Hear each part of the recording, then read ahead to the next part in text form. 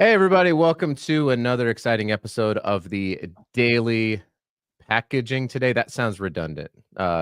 It's the Department of Redundancy Department. I'm joined today. I won't be going solo. We have Corey Connors in the building. Good morning. Woo-woo. And Avelio is still on assignment. I think he might be even flying back today from China. So today we are going to go through a very helpful article that I found about Oregon's EPR laws. It's been difficult to get information on exactly what's going on. And I thought this was at least helpful to be able to share, talk through, and then we'll be out in 10 minutes. Let's get going.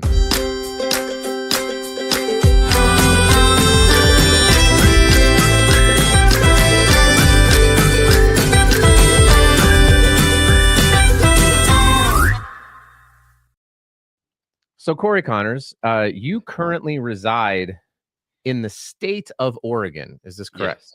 Yes. My whole life. I'm born here, raised here, still live here. Wow.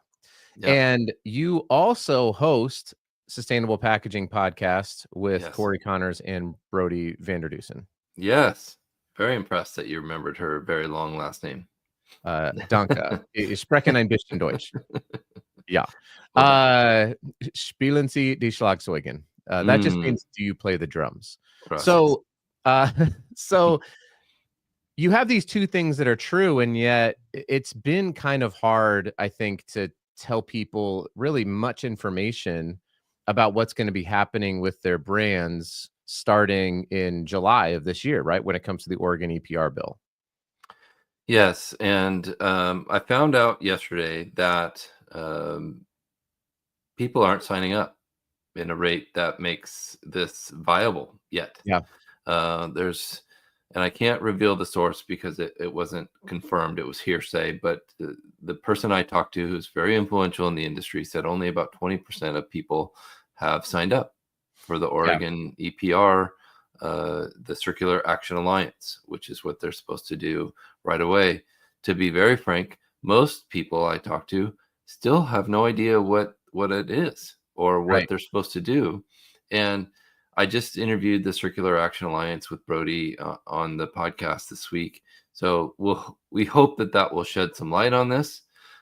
There is a sense of urgency. There's a sense of fear. We'll talk about that in the Spec Summit at the Spec Ride event here in February. People aren't sure what's going to happen or what they need to know or what they need to do, other than they need to sign up. If they know that, that's a huge step. And the Circular Action Alliance is trying really hard to educate. I'd like to offer to them, we are here to help. We're here to spread the word about what we're supposed to do. But there's a long list of questions. Hey, and also Chris Olson in Colorado, friend of the show, Chris Olson. Colorado is also on the list of states to go register with. And there is a published list as of November of 2024 of the companies who have, in fact, registered with CAA in Oregon and Colorado. And so you can go to that list. You can see, I'll put a link down here in the comments once I hang up. But you can go see, is your company on there or not? And if they're not, then there'll be a link to go register. And I think it's really important. So I found this article, Corey. I'm going to pull it up here. And I only have one screen up, so I have to switch over. This is from egcouncil.com. Now, the article was written last year, but it was some of the most helpful information.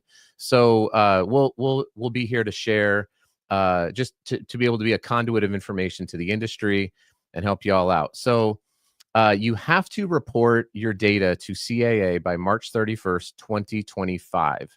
That is coming up very, very quickly to report all of your data on how much weight and revenue, that's how the program seems to be going, the weight of the packaging materials you're using, and also the amount of revenue that you do in the state is going to determine your fees.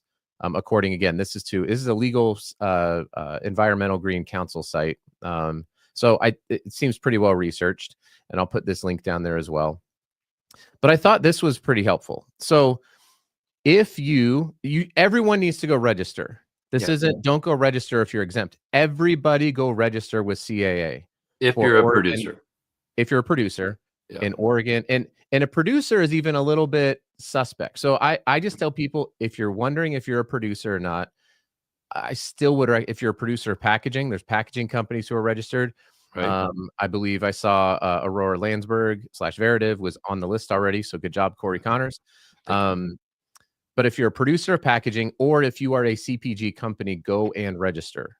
Full stop. Or if you're retail, or if you're shipping any, what they're called covered goods, which means anything that's packaged, anything shipped in packaging, which is generally everything that's shipped. A lot of stuff. Unless it's bulk liquids or something like that, which even that has packaging. Maybe if you're the dairy and you're shipping to the the packaging house, that you're not shipping any packaged goods, you're shipping raw materials. Yeah, that's fair. There has to be a line that's drawn. We're not going to weigh the cows and figure out how much milk you shipped, but technically cows do require packaging to be shipped, though. Just little RFID tags on their ears. Yes. So this says, under Oregon's program, producers with less than $5 million in gross revenue, or who sold less than 1 metric ton of covered products in or into Oregon in the prior calendar year, are exempt. So the financial thing on this, probably decently easy to see. It's the 1 metric ton of covered products. And we keep going back to this idea of knowing your specs, knowing your information. How else are you going to know if you sold less than 1 metric ton of covered products if you don't know the weight and the data of your products, right? Like that's right. This is critical. And does that include the products, or does that just include the packaging material? I believe it's the packaging material. That's the my understanding too, but that's not clear. Well, the covered products are what is covered in the bill, which is packaging materials. It's not the physical. It's not the physical products are not the thing, unless you're unless you're selling plastic products. I don't know that. That's possible. In addition, there's a uniform fee if you are less than 10 million, or I'm guessing it's between 5 and 10 million, right? Or between 1 and 5 metric tons of covered material. So you'll have this flat fee that this website states is $600 or $1,700. But here is, I think, the real kicker. So if you are over that number, if you are over 10 million in annual gross revenue, you know what this is? This is annual gross revenue of the company, or you are selling less than this into Oregon. So I don't think you can say, oh, well, we're only doing $1 million and you're $1 billion company. I think you're $1 billion company, but you have data to show that you only spent, you only put less than a metric ton. We're not lawyers, so you want to check with your legal counsel on this, but this is where it gets really interesting. And this is where I think EPR has a lot of teeth. How are we doing on time, by the way? 1 minute. We're almost up. Let's answer Hugh's question real quick. Oh, yes. I'm not even on the thing. Yes. CAA is the only place you need to register, right? Correct. Yes. For Oregon and the US, they're the only producer responsibility organization. Now, the good news is we only have one. In England, they have 18. Yep. So it gets very confusing over there, I'm sure. The team at Lorax can attest to that. But we've got things much simpler here. But the message today is sign up, even if you don't think you need to. Ask and just go ahead and sign up. There's no penalty for signing up if you're not a producer, so it's beneficial to you.